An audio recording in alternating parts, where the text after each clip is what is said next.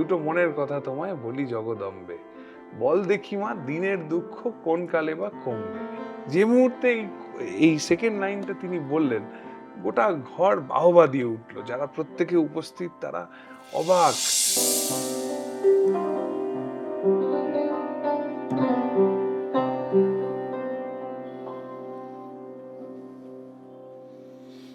আজ যাকে নিয়ে কথা বলবো তার নাম দাদা ঠাকুর শরৎ পণ্ডিত।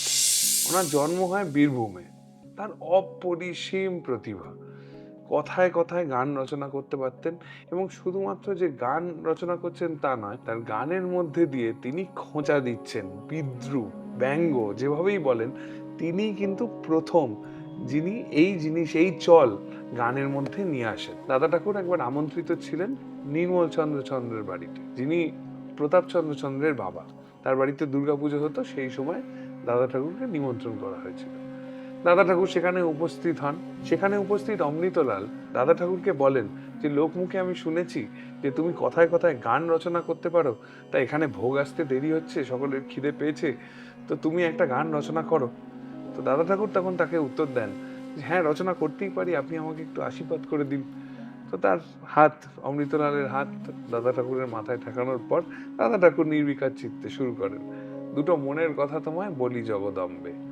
তো যাই জগদম্বে শব্দটা সকলে শুনেছে, সেই ঘরে সবাই সবাইকে বলছে এবার আর মেলাতে পারবে না।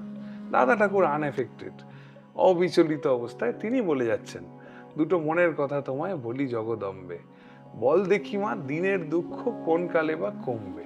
যে মুহূর্তে এই সেকেন্ড লাইনটা তিনি বললেন, গোটা ঘর বাহবা দিয়ে উঠলো। যারা প্রত্যেকে উপস্থিত তারা অবাক যে এইভাবে গান রচনা করা যায়। এবং তিনি শুধুমাত্র দুটো লাইন নয়, গোটা গানটি তিনি সেই মুহূর্তে রচনা করেন। এর থেকে বোঝা যায় যে তার কি অপরিসীম প্রতিভা। আরেকটা গল্প বলি।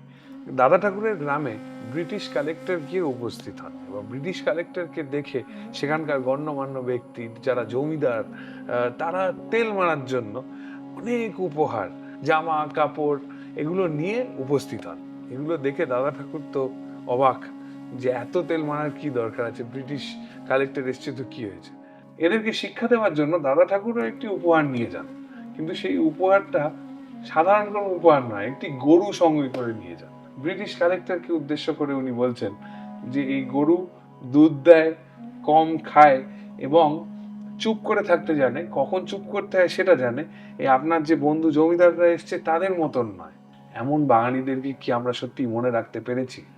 ফলো করুন সংবাদ প্রতিদিন ডিজিটাল।